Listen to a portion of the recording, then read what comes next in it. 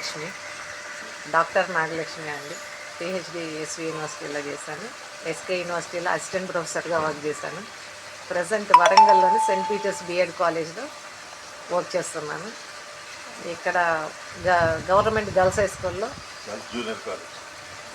Girls junior కాలేజ్లో గర్ల్స్కి అందరికీ రాబోయే ఇంటర్మీడియట్ ఎగ్జామ్స్ ఎలా రాయాలి, భయం లేకుండా ఎలా రాయాలి, ఒక ప్లానింగ్ ప్రకారం ఎలా రాయాలి, ఎలా చదవాలి అన్న మోటివేషన్ క్లాసెస్ ఒక క్లాస్ తీసుకోమని చెప్పి మా బండి వేణుగోపాల్ కోరిక మీద నేను ఈరోజు ఈ కాలేజీని విజిట్ చేసి వీళ్ళకి క్లాస్ తీసుకున్నాను. సో ఈ క్లాస్ని వీళ్ళు చాలా బెనిఫిషియల్గా ఫీల్ అవుతారని నేను అనుకుంటున్నాను. కూడా నేను పుట్టిన ఊరు ధర్మవరమే, అమ్మమ్మ వాళ్ళ ఊరు ఇది. మా తాత బండి ఆంజనేయులు ఇక్కడ హెడ్ మాస్టర్గా వర్క్ చేశారు. మా మేనమామ బండి వేణుగోపాల్ ఈ కాలేజ్ అభివృద్ధి కోసం ఎంతో కృషి చేశారు.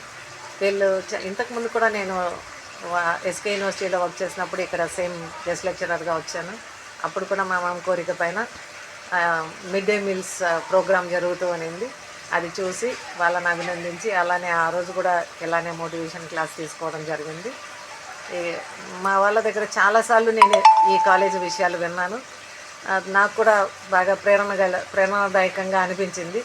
ఇలాంటి మంచి మంచి క్లాసెస్ వీళ్ళు కండక్ట్ చేయడము, వీళ్ళు ఈ కాలేజీ పట్ల ప్రేమను చూపించడము, అదంతా నన్ను కూడా బాగా ఇన్స్పైర్ చేసింది. సో నేను ఈరోజు మీతో కలవాలి, మీతో మీ విషయాలను షేర్ చేసుకోవాలి, నేను కూడా కొన్ని విషయాలు షేర్ చేయాలి అన్న ఉద్దేశంతో ఇక్కడ రావడం జరిగింది.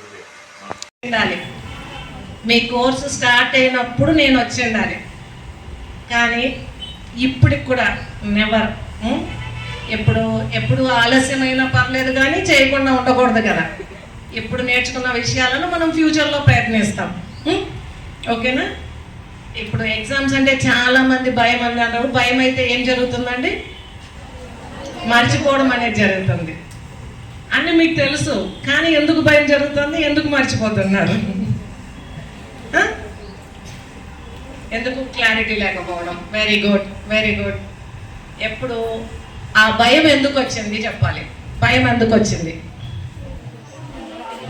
క్లారిటీ లేకపోవడం అని ఒకటి చెప్పారు. ఇంకా చదవకపోవడం వల్ల భయం వచ్చింది. ఇంకా చదవకపోవడం వల్ల అంటే అర్థం ఏంటి? ఫెయిల్ అవుతామేమో అనే ఆలోచనతో భయం వచ్చింది, అంతే కదండి? ఓకే. ఇంకా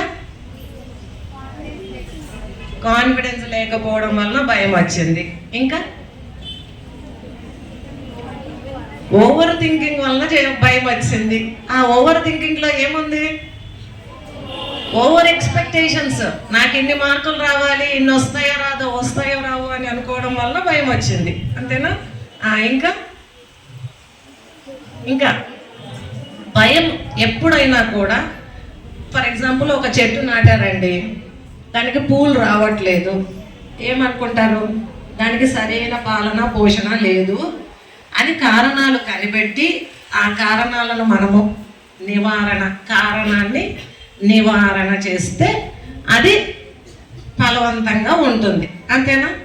సో మీకు భయం ఎందుకు వచ్చింది? అందరికీ ఒకే భయం ఉండదు, ఒక్కొక్కరికి ఒక్కో రకమైన భయం ఉంటుంది. సో భయం ఎందుకు వచ్చిందో మీరు ఫస్ట్ కనుక్కుంటే ఆ భయానికి గల కారణాన్ని ఏం చేయాలి? నివారణ చేయాలి, కారణం లేకుండా చేయాలి. అప్పుడు మళ్ళీ భయము రాదు. సో కారణాలు ఏవి? ఇన్ జనరల్గా మీరు తలా ఒక కారణం చెప్పారు, అందరికీ ఒకే కారణం అయి ఉండకపోవచ్చు. ఏం కారణాలు ఉండొచ్చు నేను చెప్తాను. ఎందుకంటే మేము చాలామంది పిల్లల్ని స్కూళ్ళలో కాలేజీల్లో చూస్తూ ఉంటాం కాబట్టి వాళ్ళల్లో భయానికి కారణాలు ఏంటి అనేది మొదటిది ఏంటి అంటే ఫియర్ ఆఫ్ ఫెయిల్యూర్. నేను ఫెయిల్ అవుతానేమో అనేది మొట్టమొదటి భయం, అంతేనా అండి? రెండవది ఏంటి అని అంటే ఫియర్ ఆఫ్ ఎక్స్పెక్టేషన్స్. ఎన్ని మార్కులు రావాలి అని భయము. ఫెయిల్ అయ్యే పిల్లలకు, చదవని పిల్లలకే కాదు, బాగా చదివే పిల్లలకు కూడా ఉంటుంది. నాకు కూడా భయం ఉండేది, చాలా భయపడేదాన్ని.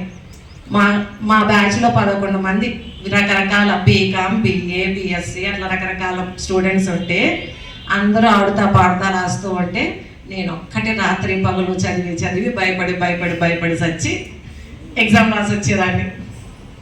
అప్పుడే ఎవరైనా కూడా వాళ్ళ ఎక్స్పీరియన్సెస్తో చెప్తూ ఉంటే అది మనకు బాగా తగులుతుంది. వాళ్ళు చేయకుండా చెప్పారనుకోండి మనకు ఏమంతా తగలదు. సార్ నేను నా ఎక్స్పీరియన్స్లో చెప్తున్నాను, 100% భయం ఉంటుంది, అది నార్మల్, అది సాధారణమే.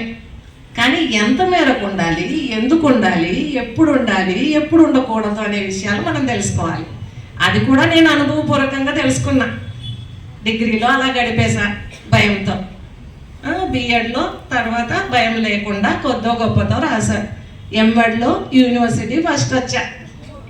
అంటే ఆ టైంకి నాకు భయం పోయింది.